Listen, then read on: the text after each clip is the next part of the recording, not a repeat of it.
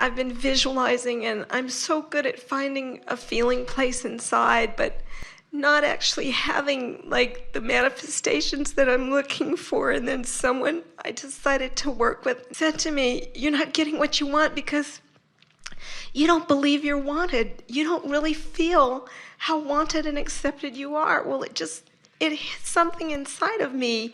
And what she said to me was that all the visualizations that I do and the happy feelings that I feel afterwards, it was like my happiness was just riding on a fantasy that wasn't real, and that I wasn't really able to bring what I wanted into manifestation because of my fear of being rejected. Now here's the thing. So as somebody in an authoritative position says something like that to you, the tendency is to trust what they know.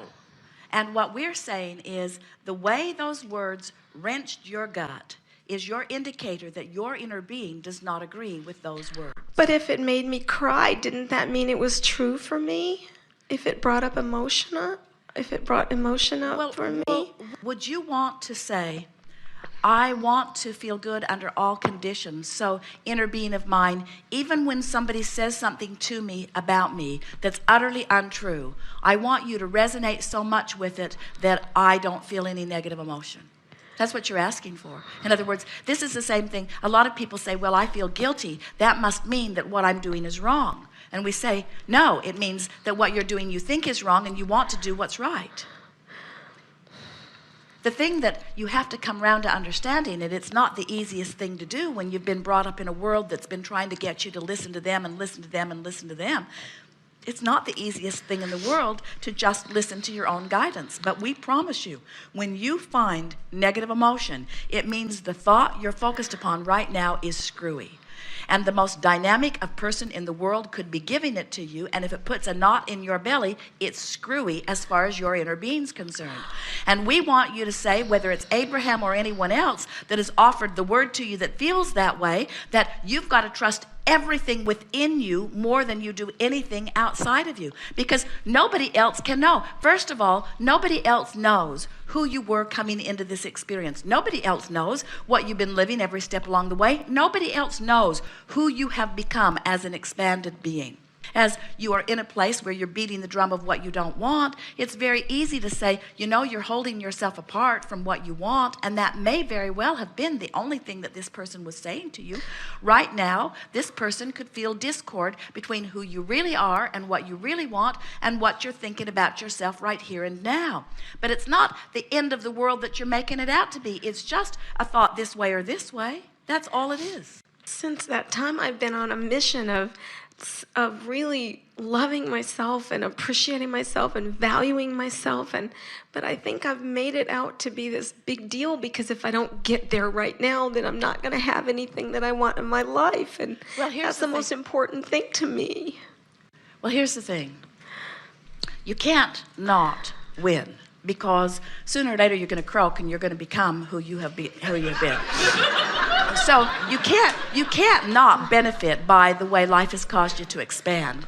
And as you just try to soften the way you feel, in other words, the pleading in your voice is to say, someone that I believe in, somebody that I trust, make me understand. And we want to say to you, the understanding will come when the relief comes. And so far, since you've been sitting here, you've made no effort whatsoever to change the way you feel. You've made an effort to explain your point of view. You've made an effort to back it up by this very strong, influential person that gave you this information.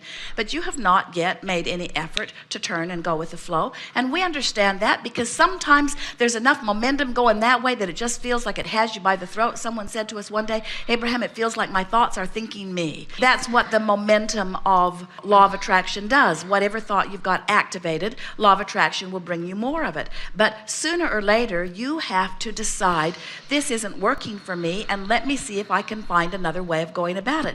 It's not so different than anyone walking into a situation where they let what's happening dominate their vibration, and it has to get pretty out of whack before they decide to take a stand and offer a vibration differently. So what are the thoughts that I can think from where I'm at right now? Well, you have to find them, so try. So where am I? Am I in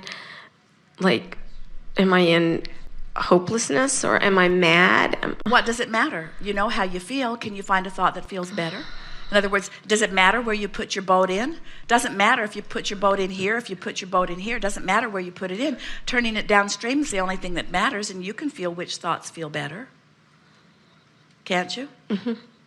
Doesn't it feel better just acknowledging that? Mm-hmm. Yeah. Jerry and Esther received a phone call as they were coming to the hotel, guiding them. And it was hard for them to picture what they were being told about how to come in. Esther was trying to see it in her mind, but since she had never been to this hotel, she could not really make any sense of the information that was being given to her. And when she hung up, Jerry said, "What was that about?" And Esther said, "Something about construction at the hotel, and don't worry, you can get your car in." And so Esther heard, "We can get the car in," but it made her wonder, are there some people who can't get their car in? In other words, she felt the uneasiness of that. And then when they approached the hotel, they were approaching it from the wrong direction, and there was so much traffic. And they were signaling left to come into the hotel, but none of the traffic would part to let them in. And it looked impossible, and so Esther said, "No problem, I will just go up and make a U-turn." So she went up, and she knew that she was doing something pretty much illegal, but she figured that she's really fast at it. And so she waited for perfect timing, and she got herself almost turned around, and another car scooted in and took her place and left her sort of straddling the traffic, which meant not only was she not turned around, but she was blocking one lane of traffic that was wanting to go the other way. And so Esther began thinking to herself, her first thought was, I am a very bad person, and I don't deserve to be driving in this traffic. And if there were a policeman around, he should give me a ticket, and I would deserve it. In other words, she was beating up on herself because she had made a mistake, and she knew it was a mistake, and she did not like being in the position where she was inconveniencing others. So now she's got that feeling in her stomach. And she remembered something that we say on a regular basis, I am where I am. In other words, she could not physically pick that car up and move it. There was not one thing that she could do. She was blocking traffic from two directions and could not do anything about it until somebody else moved some way. So she sat there and she said to Jerry, I can sit here and feel terrible, which I deserve to do. Or I can try to find a downstream thought. And so then she thought, no one's really moving very far anyway. And then she thought, and these nice people in this traffic, not one of them has honked at me. And then she thought, they may be used to things like that in areas like this. And then she thought, and it's clear that I have Texas plates, so I have no clue what I'm doing. And even though nothing had changed at all, Esther's energy shifted, and then traffic started to part a little, and she made her U-turn. And then she said to Jerry, as she easily turned into the parking garage, you know, when you think about it, that was the best decision the whole way around. In other words, it really didn't hold anybody up, and even though it was highly illegal, it was the best decision under the conditions that we could have possibly made. And so what we're getting at is that it's... Fortunately, Esther and what she thinks is the only thing that matters relative to her vibration. In other words, she could let honkers bother her, but there weren't any honkers. Even Jerry was doing his best to relax. He was just sort of breathing and reading the map, hoping not to make eye contact with anyone in the other car. And mostly they were laughing because what a strange situation to be in. And Esther drives this monster bus all around and never gets herself in a jam like that. And here she is out here flexible. And the whole thing was really funnier than it was tragic. And it was more comical than it was anything else. And so all is very well. And what we're getting at is that you have the opportunity in every situation like that. Now, granted, this was not a very meaningful situation. Holding somebody up in traffic is not the end of the world. But many people let something like that get them off on the wrong foot, and so they're observing what is, they take it the wrong way. Now they've taken it the wrong way, they've got something activated, now they have something activated, and now law of attraction gives them more, and so it's just a cycle. It's like a chain of pain that never stops giving itself to you. And after a while, you begin to feel sort of tense about it, and you begin to question your worthiness. You begin to question your value. You begin to question your rightness. Every situation, you should be able to turn yourself downstream, no matter how serious it is. And overthinking it and trying to make it the turning point in my life, it's not the turning point in your life. It's just the turning point in traffic. It's not the turning point in your life. It's just the turning from feeling bad to feeling good, from being grouchy to being more positive, from being pessimistic to being optimistic, from being doubtful to being hopeful, from being angry to being less angry, from being angry to being frustrated, from being frustrated to being hopeful, from being hopeful to being believing, from being believing to being knowing. There was, it doesn't matter where you are. It doesn't matter where you are, and it doesn't matter how you got there. And don't let anybody shine such a spotlight of scrutiny on you as to, for a moment, make you feel that you should have done something differently before you got here, because what does that mean? You should have done something differently before you got here. In other words, that doesn't help you when you're straddling lanes in traffic. I kind of know that.